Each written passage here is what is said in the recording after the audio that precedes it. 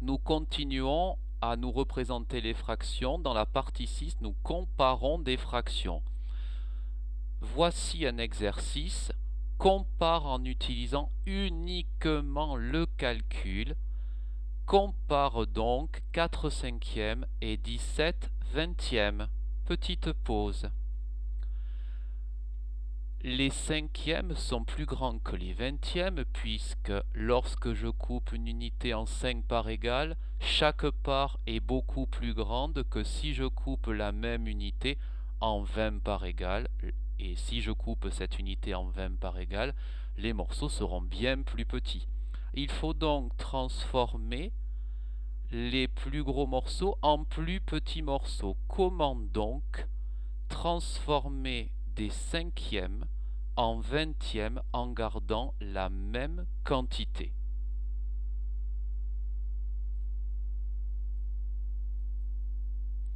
Pour passer des cinquièmes au vingtième, je dois recouper chacun des cinquièmes en 4 parties égales pour obtenir des vingtièmes. Ce qui signifie que l'unité qui était coupée en 5 parts égales sera ensuite coupée en 20 parts égales. De ce fait, je dois prendre 4 fois plus de morceaux pour obtenir la même quantité. 4 fois 4 faisant 16.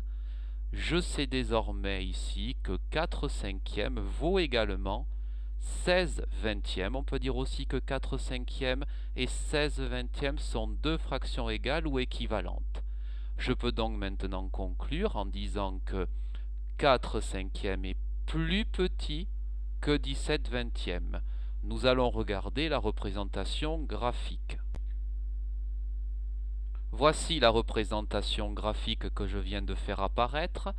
Je vois donc que 4 cinquièmes, je peux l'écrire ici. Je vais rapprocher d'abord les vingtièmes pour que tu vois mieux que j'ai bien recoupé en 4 parties égales chaque cinquième. L'unité sera donc coupée en 20 parties égales. Et ce 4 cinquièmes, je vais donc le placer exactement ici. Il fait 16 vingtièmes. 17 vingtièmes sera juste à côté. J'ai même un peu de mal à le placer puisqu'il est juste ici. Je vois donc que 4 cinquièmes est plus petit que 17 vingtièmes sur la représentation graphique.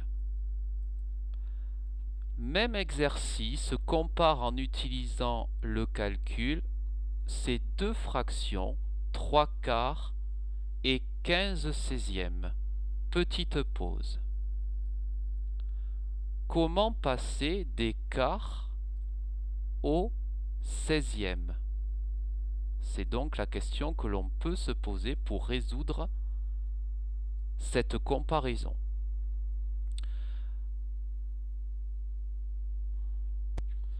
J'ai coupé l'unité en 4 parties égales, mais je souhaite la couper en 16 parties égales. Cela signifie que je dois recouper chaque morceau, c'est-à-dire chaque quart, en 4 parties égales. Si je coupe en 4 parties égales, il faudra donc 4 fois plus de morceaux pour obtenir la même quantité. 3 quarts, c'est aussi 12 seizièmes. Et je vois donc que 12 seizièmes est plus petit que 15 seizièmes.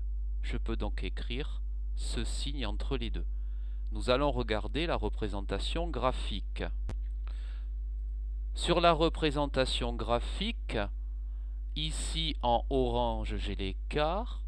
Chaque quart, je le recoupe en 4 comme tu vois. Et si je recoupe chacun en 4, eh bien je vois que l'unité, je l'ai coupée en 4 et 4 et 4 et 4, c'est-à-dire en 16 parties égales, bien entendu. 3 quarts, je peux l'écrire, donc 1, 2, 3 quarts ici. Je le remets ici, 3 quarts. Et 15 seizièmes, je sais que 16 seizièmes, c'est une unité entière. Le 15 seizièmes est ici. Donc 3 quarts est plus petit que 15 seizièmes.